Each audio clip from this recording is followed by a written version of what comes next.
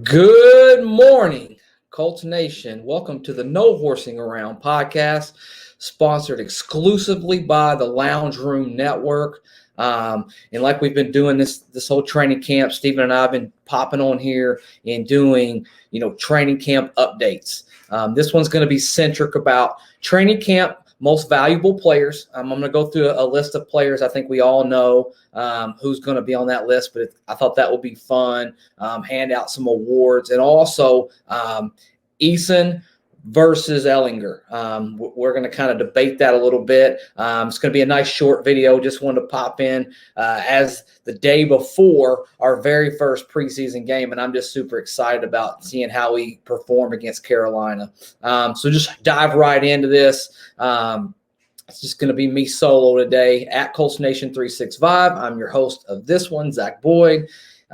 Like, rate, review, share, subscribe. I want to take a quick moment to thank each and every one of you guys for joining the No Horsing family. It means so much to me and it means so much to Steven, and we're just glad to be a part of something with you guys. That being said, training camp MVPs on the offensive side of the ball, I had to hand out three. I think Jonathan Taylor has had as strong of a camp. I think Frank Reich had a huge endorsement with Jonathan Taylor saying basically, this guy is just unreal. He's on a whole nother level. I expect him to make that jump, that second-year jump. I think he's going to be firmly in the mix for a top 5 running back in the NFL moving forward for the next 2, 3, 4, 5 years.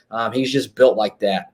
That being said, I also wanted to mention, everybody knows about the phenomenon of Michael Strahan. I mean, the dude just looks like a monster. I saw him a week ago live in training camp. And guys, I'm telling you right now, he is physically imposing. When you see him in person, he's just got this way about him too. When he runs his routes, he's so smooth in and out of his breaks. I likened him a little bit to Plaxico Burress. You just don't really can't appreciate how fast he actually is until you're right there in person. He really makes a lot of smooth. I mean, he went against J.C. Horn and he just ate J.C. Horn's lunch. I mean, he was just out there dominating the whole thing, multiple plays. He continues to make really, really big splash plays. I think that's just the needle is pointing so much up for Michael Strahan. And then I think it's easy for us to kind of get caught up on some of the rookies as well, because we're all excited about seeing those new guys. But guys, Michael Pittman Jr. has quietly had just an incredible training camp. He is ready to take over the reins. He is ready to be a number one.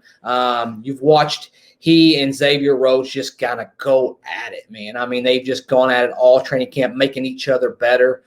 Just unbelievable. I mean, he's just really shown out. I was very evident when I was there in training camp last Saturday that you can just feel something different's happening, with Michael Pittman Jr. He's a really, really special wide receiver, and I think he's ready to take over that number one position. I have no doubt. I feel more comfortable than ever.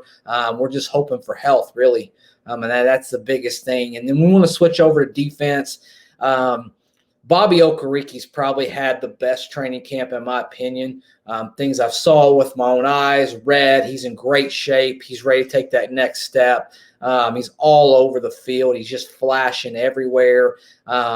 He's a special player. And I think in the NFL where it's a passing league, right? And we have the perfect duo between him and Darius to be able to kind of, negate that, especially against all these high octane offenses in the NFL. So Bobby Okereke, a guy who gets lost in the sauce, but is just incredible and never ceases to amaze me. Kenny Moore. I think this guy is just, woo. I mean, just you want to talk about just steady as a rock, man. I mean, the dude just doesn't get beat very often, and he just is so sound with his technique. When against DJ Moore, I think 4 passes. DJ Moore, big fat 0. That's right, no catches. That's their number one against our number one, and we won 4 out of 4 times. Kenny Moore should be a Pro Bowler probably every single year and just never gets it. He's just never going to get the credit that he's due. So, yeah, Kenny Moore, unbelievable. And then we're going to wrap it up with, I think, really, Kwity Paye, before he had the unfortunate, rolled his ankle. I think Kwity Paye has had a sound, really, really, really good training camp. That guy is just blown, whoever he's been against, especially Sam Tevi. He's really attacked the quarterback, made so many plays.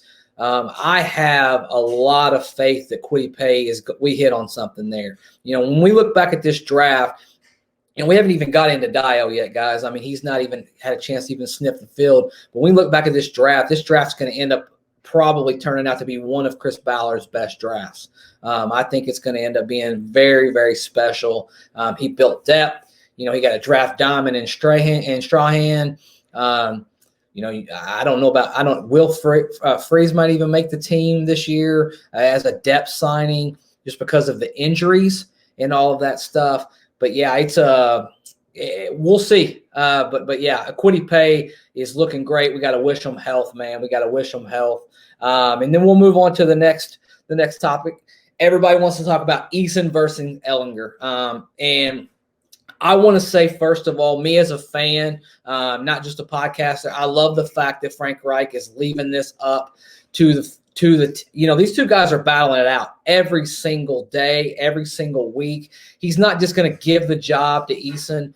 He's going to make them earn it. And they both had good moments and they both had bad moments. And I really believe this is pretty much 50-50. You got half of Colts Nation saying, hey, we want Eason, we want Eason, we want Eason. You got the other half saying, we want Ehlinger, we want Ehlinger. But I think these next, 3 preseason games are very crucial for both of them. It sounds like Ehlinger might get a chance to start in the second preseason game. Eason will be the starter against Carolina. He's going to get almost a half, Frank Reich predicts, which I think is good. He needs to get reps. He needs to go out there. Even if he's making mistakes, he needs to learn the speed of this game. It's been 2 years since this guy's played football, and we need him to get out there on that field and really, just start slinging it, man. Just get out there and see what he can be about. You couldn't be more polar opposite with Eason and Ehlinger, right?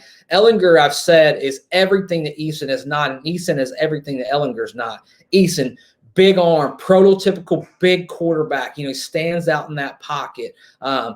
5-star coming out of high school, highly recruited, has all the potential in the world. Ehlinger's different. He doesn't have as strong of an arm, but I would say, seeing him in person, I would call him having a very capable arm.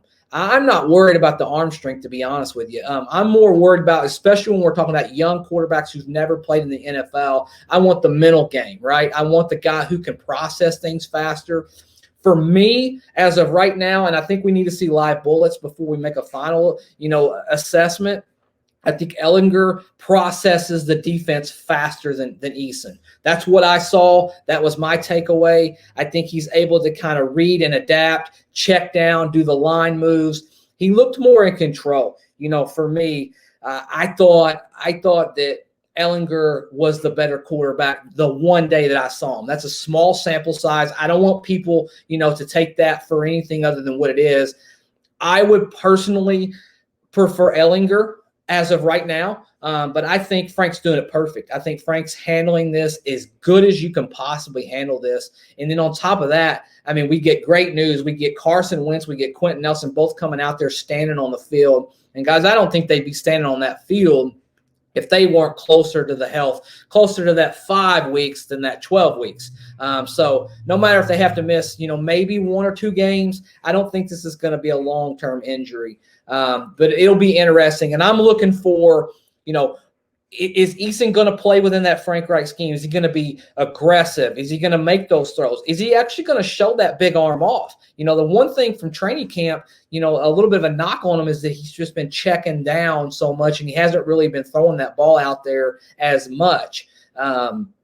So, if you're going to have a big arm and you're going to have all this ability and all this physical tool, you're going to have to use it and test it in real live game action. So first game, Jacob Eason will get the first nod, and he looks like he has the slight upper hand over Ehlinger.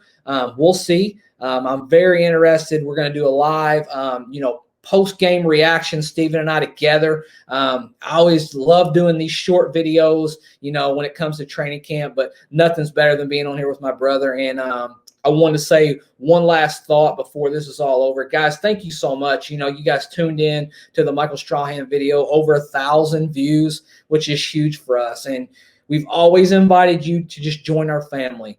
Like, share, subscribe, retweet, just be a part of us. Let your voice be heard, man. I'm so glad that we have this podcast thing going and we're able to connect with so many cool people, because I feel like we have the best fan base of any fan base in the NFL.